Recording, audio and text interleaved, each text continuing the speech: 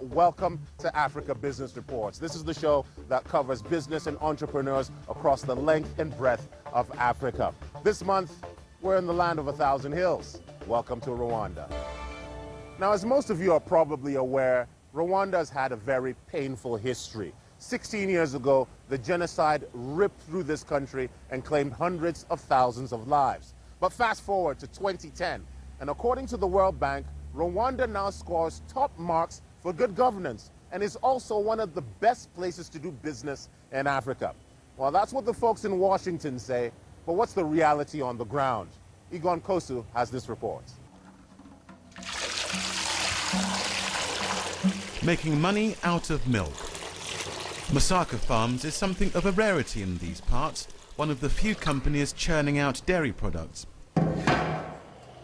This business is in its infancy, it's 18 months old, and the brainchild of budding entrepreneur Serge Ndikwe. As the country's economy takes off, so too does demand for yogurt, cheese, creme fraiche, in fact all things dairy. So it's just started turning a profit. And here's the main engine of production for all of those dairy products. Serge built his plant at the edge of his 6-acre farm, handy for supplies of milk, of course. Now, Rwanda prides itself on its business-friendly climate. You can set up a company here in one day, at least in terms of paperwork. But access to capital can still be a problem. The bank needs kind of guarantee to see if they give you a loan, you can pay back. But for many people and many young entrepreneurs, they don't have that guarantee. So maybe the government can come on that level and say, okay, if you can approve for this guy, we can give our guarantee. And even if you get the all-important loan, the repayment terms can be challenging. Serge borrowed $100,000.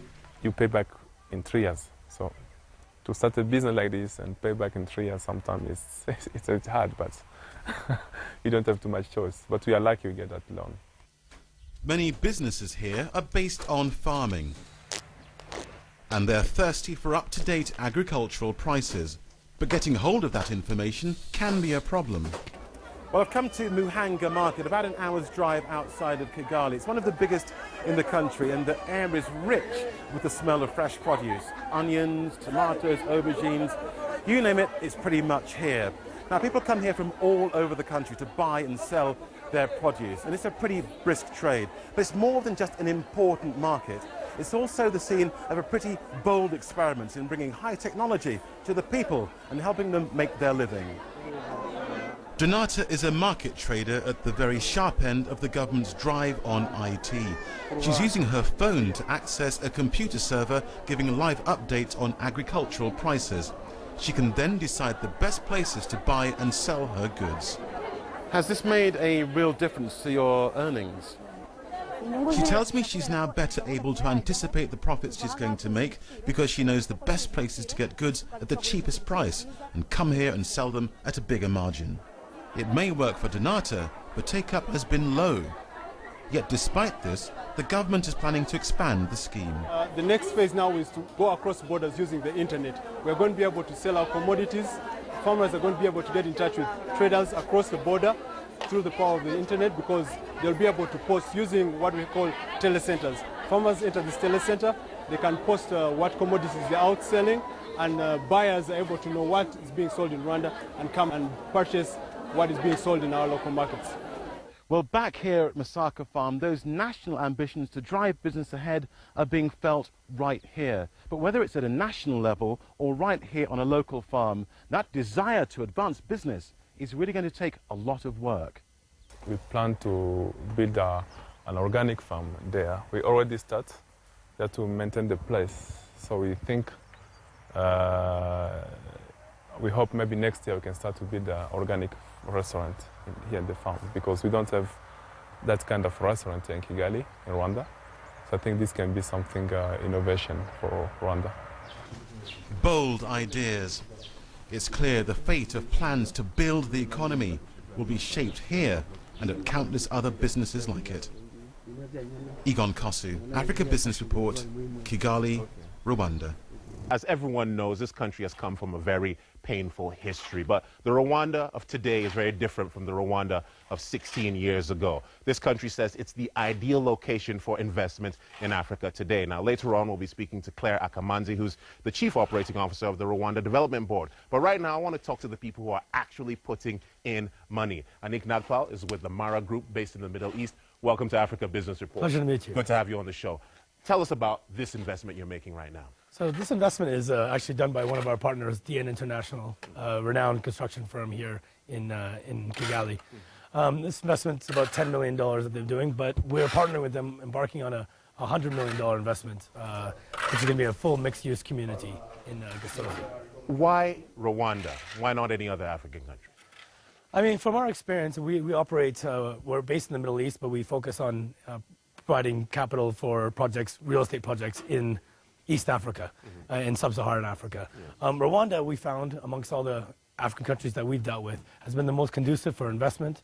The government has been extremely proactive and encouraging parties from outside to invest here and supporting them from tax incentives to, fast-tracking processes. Well, I think we hear about that a lot. We hear, other African countries saying, yes, this is a conducive business environment. Tell us about those things that really work for you. You're putting in a lot of money. Right. What do you need to have once you step into the country? No, I understand. Well, just to start off with, I mean, the lack of corruption, that we haven't seen any indication of any corruption whatsoever in this country. That's extremely encouraging. The second thing is the amazing access to politicians or leaders that you need to get access to get approvals, to get your real estate projects through. I mean, I'll give you a recent example that we just went through.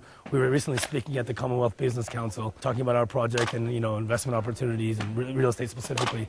And when the Minister of Infrastructure saw the project, right away he met with us, within an hour of finishing the conference. And within 5 minutes of the meeting, he said, look, I understand what your project is. I understand you need a 2-kilometer road. We'll have that road built for you within 3 weeks. So that is unprecedented access that you get in comparison to any other African country. Now, Anik, it paints a very good picture, but surely you must have hit a few brick walls, haven't you? Yeah, I mean, I wouldn't say we hit any brick walls, but there are some challenges in terms of doing business here. Because it's new and the nature of what we're doing, there's a couple of things that are not in place that ideally would be in place in a developed market. One, I would say a mortgage financing scheme where the banks have a mortgage product that's conducive to the population in terms of what they can actually afford for housing. So affordable housing is a challenge as it remains everywhere in Africa, especially in places where the banks are not capitalized enough to provide mortgage financing. The second thing, I would say the cost of inputs are quite high in Rwanda because of just its geographical state. In terms of it's landlocked, so the cost of inputs have to come from a port.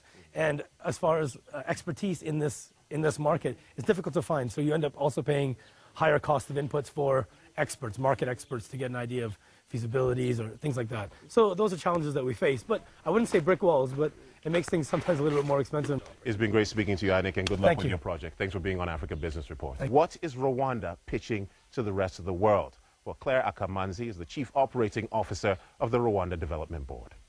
The thing that makes Rwanda stand out is its efficiency in service delivery. And that is the one area that we are actually standing out and giving a very, very different pitch to investors. And in addition to that, we are also, we were the top global reformer in 2010, according to the World Bank Doing Business Report. That means that in the whole world, Rwanda was the fastest reformer for doing business. But Claire, as you very well know, the East African community is expanding. You're moving towards political union. You already have a common market. Isn't there a concern that a country the size of Rwanda may end up being swallowed up by Tanzania and Uganda and Kenya?